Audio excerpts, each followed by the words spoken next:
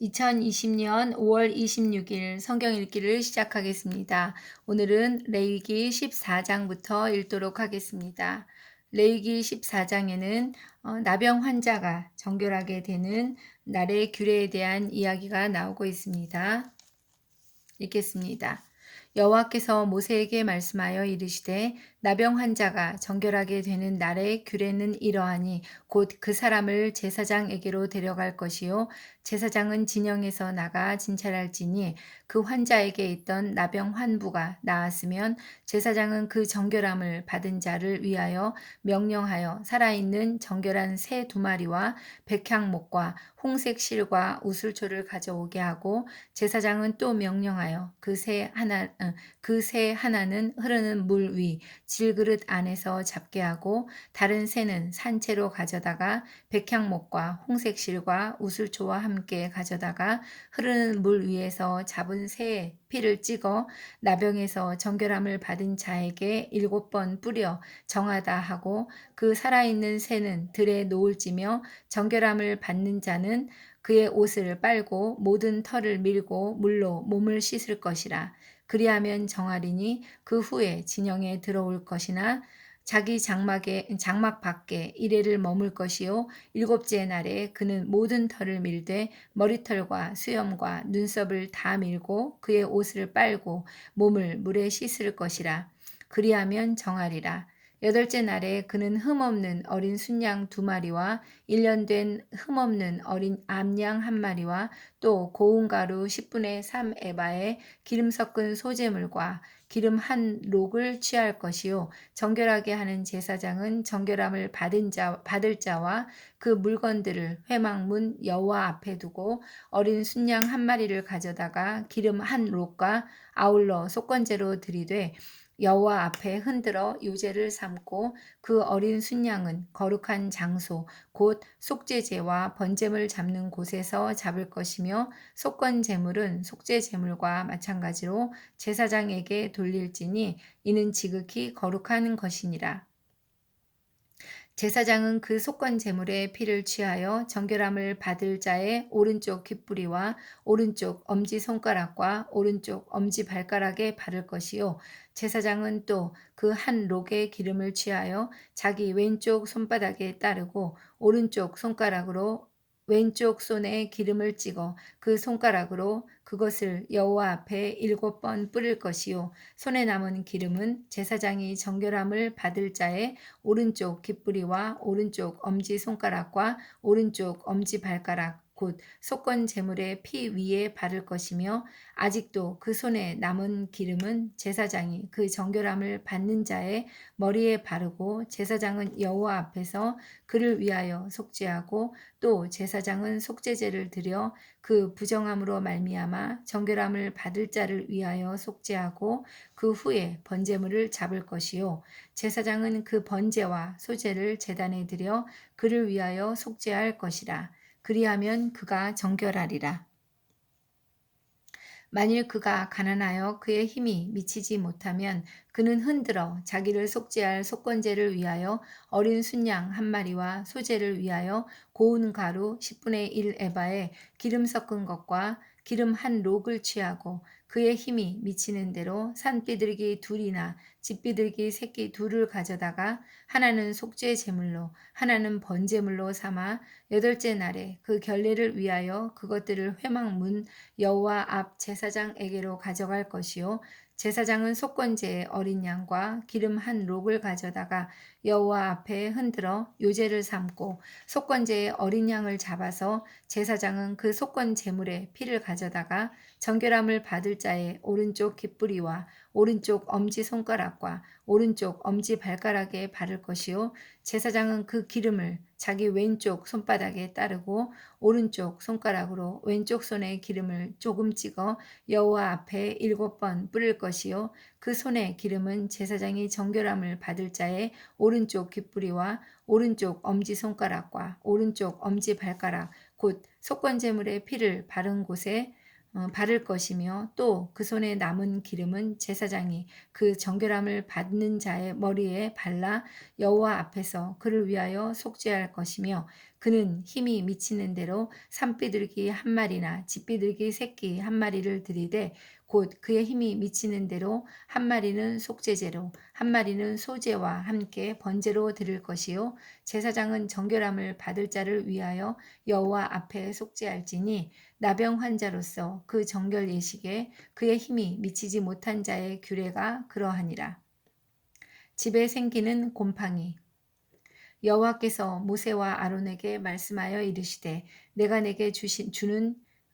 내게 기업으로 주는 가나안 땅에 너희가 이를 때에 너희 기업의 땅에서 어떤 집에 나병 색점을 발생하게 하거든 그 집 주인은 제사장에게 가서 말하여 알리기를 무슨 색점이 집에 생겼다 할 것이요 제사장은 그 색점을 살펴보러 가기 전에 그 집안에 있는 모든 것이 부정을 면하게 하기 위하여 그 집을 비우도록 명령한 후에 들어가서 그 집을 볼지니 그 색점을 볼 때에 그 집 벽에 푸르거나 붉은 무늬의 색점이 있어 벽보다 우묵하면 제사장은 그 집 문으로 나와 그 집을 이레 동안 폐쇄하였다가 이레 만에 또 가서 살펴볼 것이요 그 색점이 벽에 퍼졌으면 그는 명령하여 색점 있는 돌을 빼내어 성밖 부정한 곳에 버리게 하고 또 집안 사방을 긁게 하고 그 긁은 흙을 성밖 부정한 곳에 쏟아 버리게 할 것이요 그들은 다른 돌로 그 돌을 대신하며 다른 흙으로 집에 바를지니라. 돌을 빼내며 집을 긁고 고쳐 바른 후에 색점이 집에 재발하면 제사장은 또 가서 살펴볼 것이요 그 색점이 만일 집에 퍼졌으면 악성 나병인즉 이는 부정하니 그는 그 집을 헐고 돌과 그 제목과 그 집의 모든 흙을 성밖 부정한 곳으로 내어갈 것이며 그 집을 폐쇄한 날 동안에 들어가는 자는 저녁까지 부정할 것이요 그 집에서 자는 자는 그의 옷을 빨 것이요 그 집에서 먹는 자도 그의 옷을 빨 것이니라. 그 집을 고쳐 바른 후에 제사장이 들어가 살펴보아서 색점이 집에 퍼지지 아니하였으면 이는 색점이 나은 것이니 제사장은 그 집을 정하다 하고 그는 그 집을 정결하게 하기 위하여 새 2마리와 백향목과 홍색 실과 우슬초를 가져다가 그 새 하나를 흐르는 물 위 질그릇 안에서 잡고 백향목과 우슬초와 홍색 실과 살아있는 새를 가져다가 잡은 새의 피와 흐르는 물을 찍어 그 집에 7번 뿌릴 것이요 그는 새의 피와 흐르는 물과 살아있는 새와 백향목과 우슬초와 홍색 실로 집을 정결하게 하고 그 살아있는 새는 성밖 들에 놓아 주고 그 집을 위하여 속죄할 것이라. 그러면 정결하리라. 이는 각종 나병 환부에 대한 규례니 곧 옴과 의복과 가옥의 나병과 돋는 것과 뾰루지와 색점이 어느 때는 부정하고 어느 때는 정함을 가르치는 것이니 나병의 규례가 이러하니라. 14장에서는 나병에 대해서 이야기하고 있습니다. 환자가 정결하게 되는 날의 규례와 집에 생기는 곰팡이에 대해서 이야기하고 있는데 나병의 경우에는 특별히 한 가지 병의 수많은 증상에 대해서 116절이나 되는 긴 내용으로 꼼꼼하게 말씀하고 계십니다. 하나님께서는 이만큼 이스라엘 백성들의 건강과 또 그들의 입장을 위하신다는 것을 알 수 있습니다. 함께 생활하다가 병에 걸려서 또 다른 사람들에게도 옮지 않게 하기 위해서 하나님은 특별히 사랑하시는 마음으로 이렇게 꼼꼼하게 세심하게 또 마음을 쓰고 계십니다. 15장 읽도록 하겠습니다.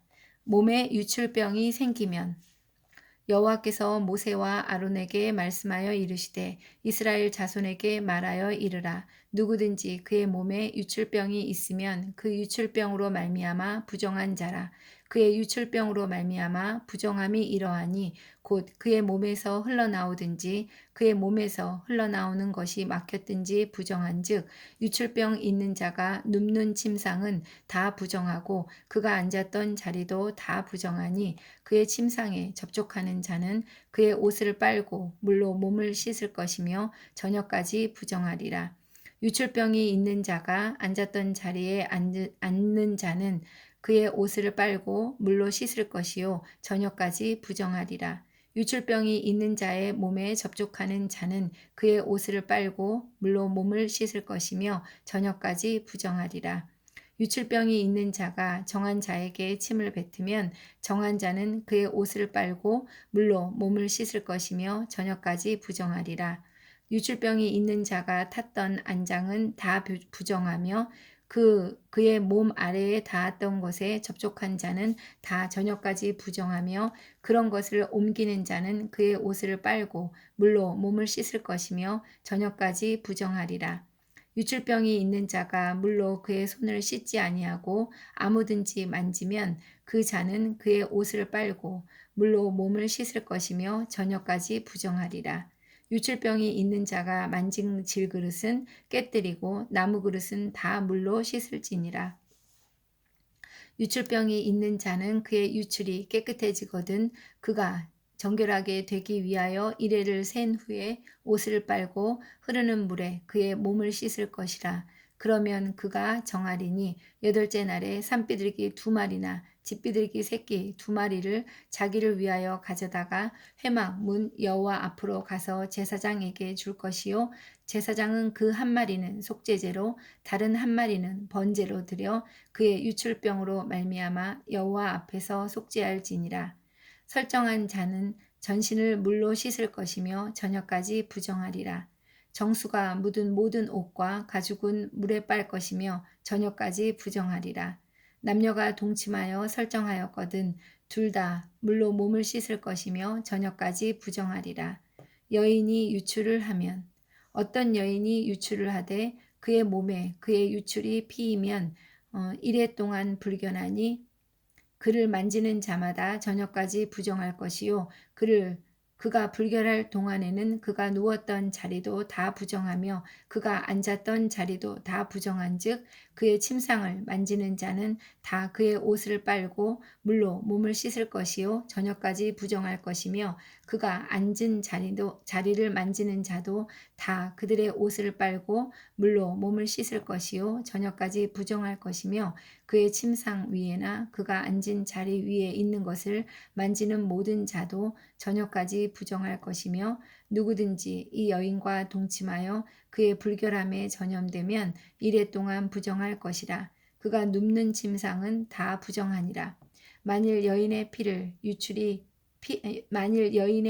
유출이 그의 불결기가 아닌데도 여러 날이 간다든지 그 유출이 그의 불결기를 지나도 계속되면 그 부정을 유출하는 모든 날 동안은 그 불결한 때와 같이 유정한즉 그의 유출이 있는 모든 날 동안에 그가 눕는 침상은 그에게 불결한 때의 침상과 같고 그가 앉는 모든 자리도 부정함이 불결한 때의 부정과 같으니 그것들을 만지는 자는 다 부정한즉 그의 옷을 빨고 물로 몸을 씻을 것이며 저녁까지 부정할 것이요 그의 유출이 그치면 이레를 센 후에야 정하리니 그는 여덟째 날에 산비둘기 2마리나 집비둘기 새끼 2마리를 자기를 위하여 가져다가 회막 문 앞 제사장에게로 가져갈 것이요 제사장은 그 1마리는 속죄제로 다른 1마리는 번제로 드려 유출로 부정한 여인을 위하여 여호와 앞에서 속죄할지니라.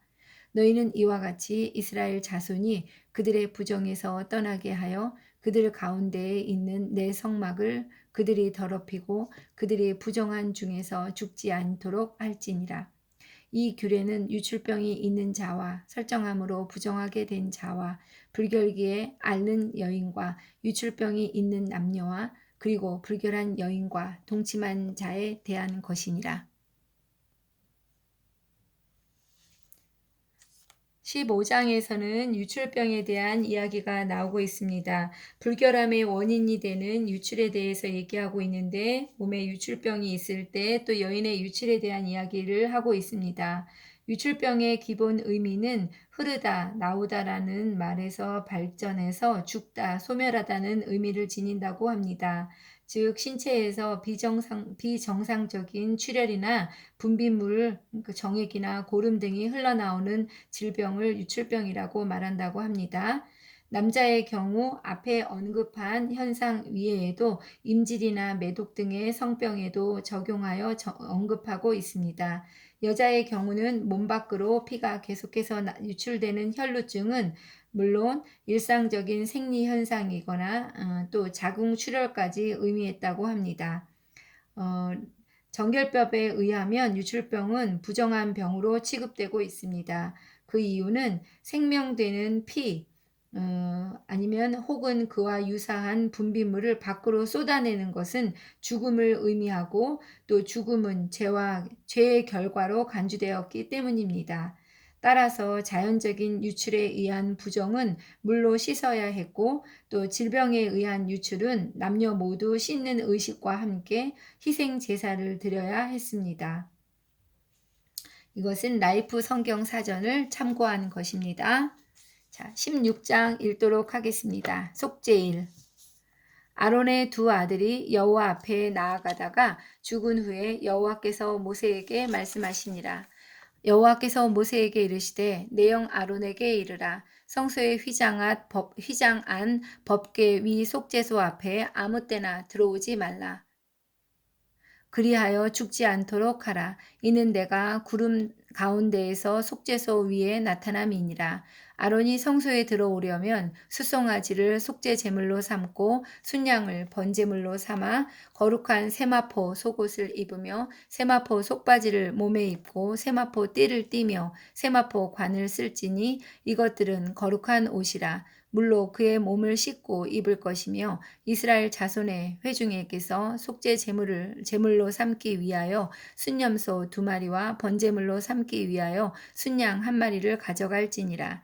아론은 자기를 들여 속죄제의 수송아지를 들이되 자기와 집안을 위하여 속죄하고 또 그 두 염소를 가지고 회막문 여호와 앞에 두고 두 염소를 위하여 제비 뽑되 한 제비는 여호와를 위하고 한 제비는 아사셀을 위하여 할지며 아론은 여호와를 위하여 제비 뽑은 염소를 속죄제로 드리고 아사셀을 위하여 제비 뽑은 염소는 산채로 여호와 앞에 두었다가 그것을 속죄하고 아사셀을 위하여 광야로 보낼지니라.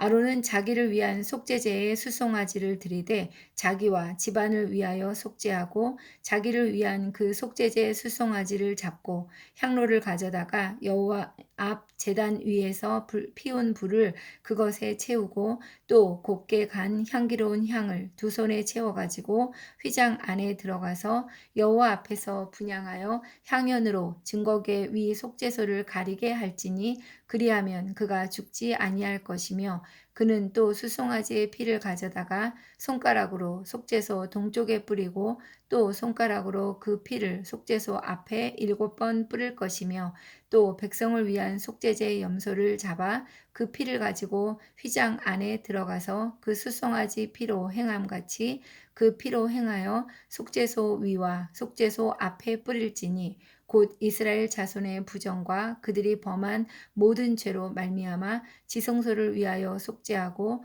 또 그들의 부정한 중에 있는 회막을 위하여 그같이 할 것이요 그가 지성소에 속죄하러 들어가서 자기와 그의 지방과 이스라엘 온 회중을 위하여 속죄하고 나오기까지는 누구든지 회막에 있지 못할 것이며 그는 여호와 앞 제단으로 나와서 그것을 위하여 속죄할지니 곧 그 수송아지의 피와 염소의 피를 가져다가 제단 귀퉁이 뿔들에 바르고 또 손가락으로 그 피를 그 위에 7번 뿌려 이스라엘 자손의 부정에서 제단을 성결하게 할 것이요 그 지성소와 회막과 제단을 위하여 속죄하기를 마친 후에 살아있는 염소를 들이되 아론은 그의 두 손으로 살아있는 염소의 머리에 안수하여 이스라엘 자손의 모든 불의와 그 범한 모든 죄를 아뢰고 그 죄를 염소의 머리에 두어 미리 정한 사람에게 맡겨 광야로 보낼지니 염소가 그들의 모든 불의를 지고 접근하기 어려운 땅에 이르거든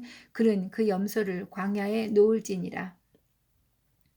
아론은 회막에 들어가서 지성소에 들어갈 때 입었던 세마포 옷을 벗어 거기 두고 거룩한 곳에서 물로 그의 몸을 씻고 자기 옷을 입고 나와서 자기의 번제와 백성의 번제를 드려 자기와 백성을 위하여 속죄하고 속죄 제물의 기름을 제단에서 불사를 것이요 염소를 아사셀에게 보낸 자는 그의 옷을 빨고 물로 그의 몸을 씻은 후에 진영에 들어갈 것이며 속죄제 수송아지와 속죄제 염소의 피를 성소로 들여다가 속죄하였은즉 그 가죽과 고기와 똥을 밖으로 내다가 불사를 것이요 불사른 자는 그의 옷을 빨고 물로 그 몸을 씻은 후에 진영에 들어갈지니라. 너희는 영원히 이 규례를 지킬지니라. 일곱째 달 곧 그 달 10일에 너희는 스스로 괴롭게 하고 아무 일도 하지 말되 본토인이든지 너희 중에 거류하는 거류민이든지 그리하라. 이날에 너희를 위하여 속죄하여 너희를 정결하게 하리니 너희의 모든 죄에서 너희가 여호와 앞에 정결하리라. 이는 너희에게 안식일 중에 안식일인즉 너희는 스스로 괴롭게 할지니 영원히 지킬 규례라. 기름 부음을 받고 위임되어 자기의 아버지를 대신하여 제사장의 직분을 행하는 제사장은 속죄하되 세마포 옷 곧 거룩한 옷을 입고 지성소를 속죄하며 회막과 제단을 속죄하고 또 제사장들과 백성의 회중을 위하여 속죄할지니 이는 너희가 영원히 지킬 규례라. 이스라엘 자손의 모든 죄를 위하여 1년에 한 번 속죄할 것이니라. 아론이 여호와께서 모세에게 명령하신 대로 행하니라. 16장은 속죄일에 대한 이야기를 하고 있습니다. 이스라엘 민족의 속죄일에 대한 이야기를 하고 있는데 이날은 안식일 중에 안식일입니다. 유대인들은 지금도 키푸르라고 부르면서 이 절기를 지키고 있다고 합니다. 대제사장이 1년에 한 번 유일하게 지성소에 들어가는 날입니다. 여기서 속죄소라는 것은 그 증거계 위판을 가리킵니다. 하나님께서는 구름 가운데에서 속죄소 위에 나타나십니다. 순금으로 된 직사각형의 그 판이었으며 속죄소는 그룹 조각상들이 날개로 덮고 있었습니다. 대제사장이 속죄일에 속죄소로 들어가는 예법에 대한 이야기를 잠깐 해보겠습니다. 그 성소에 휘장한 법궤 위에 속죄소 앞에 아무 때나 들어갈 수가 없었습니다. 그래서 지성소에 들어가기 전에 숫송아지를 속죄 제물로 삼고 순양을 번제물로 드려야 했습니다. 물로 몸을 씻고 나서 거룩한 옷을 입어야 합니다. 또 자기를 위해서 속죄제에 숫송아지를 드려서 그 제사장은 자기와 자기의 집안을 위해서 먼저 속죄합니다. 또 향을 피워서 속죄소를 가립니다. 그래서 임재하시는 하나님의 얼굴을 못 보게 이렇게 하고 있습니다. 또 향로를 가져다가 여호와 앞 제단 위에서 피운 불을 그것에 채우고 또 곱게 간 향기로운 향을 두 손에 채워가지고 휘장 안에 들어가서 여호와 앞에서 분향해서 향연으로 증거계 위 속죄소를 가리게 해야 죽지 않습니다. 속죄제의 염소는 두 염소 중에서 여호와를 위해서 제비 뽑은 염소를 속죄제로 드립니다. 지성소와 회막 제단을 위해서 속죄를 합니다. 그리고 아까 그 한 염소, 나머지 한 염소는 아사셀을 위해서 산채로 여호와 앞에 두었다가 그것으로 속죄하고 광야로 아사셀을 위해서 광야로 보냅니다. 아론은 그의 두 손으로 살아있는 염소의 머리에 안수를 해서 이스라엘 자손의 모든 불의와 그 범한 모든 죄를 아뢰고 그 죄를 염소의 머리에 두어서 미리 정한 사람한테 맡겨서 이제 광야로 보냅니다. 염소가 백성들의 모든 불의를 지고 접근하기 어려운 땅에 이르게 되면 그 염소를 광야에 놓아서 보냅니다. 이게 바로 아사셀 염소입니다. 속죄일은 어떤 의미를 가지고 있냐면 예수 그리스도의 죽음을 이해할 수 있는 배경이 됩니다. 아사셀을 위한 염소는 이스라엘 백성들의 죄책을 жил머지고 광야로 가지요. 그 예수 그리스도께서 죽으심으로 말미암아 사람들의 죄가 그분에게 예수 그리스도에게 옮겨지고 사람들은 죄에서 벗어나게 됩니다. 그 아사셀의 염소가 바로 이것을 상징하고 있습니다. 예수 그리스도는 예루살렘 성 밖에서 죽임을 당하셨습니다. 아사셀의 염소처럼 말이죠. 속죄일의 마지막 순서로 제물인 숫소와 염소를 진 밖에서 불태운 것과 같습니다. 그 레위기의 전반부는 이스라엘과 하나님 사이의 올바른 관계가 회복되는 속죄일에서 그 절정을 이루고 있습니다. 그 아사셀의 염소에 대해서 잠깐 첨언을 하면 이 그 제사를 통해서 그 진행된 그 의식들, 그러니까 성소에서 진행된 피 뿌림의 효과가 부족해서 이런 아사셀의 염소를 보낸다기보다는 그 피 뿌림 의식을 통해서 죄와 허물이 완전히 정화되기는 했지만 거기에 더해서 상징적으로 백성의 죄를 전가시킨 산 염소를 광야로 내보냄으로써 더 이상의 백성의 죄가 남아 있지 않고 모든 죄악이 완전히 제거되었음을 확인시키는 일종의 속죄 의식이라고 할 수 있겠습니다. 여기서 첫 번째 해석을 쫓아 그 아사셀 염소는 인류의 모든 죄악을 홀로 짊어지고 갈보리 십자가 위에서 지신 예수 그리스도의 표상이고 그림자가 되겠습니다. 자, 이렇게 오늘은 16장까지 읽도록 하겠습니다.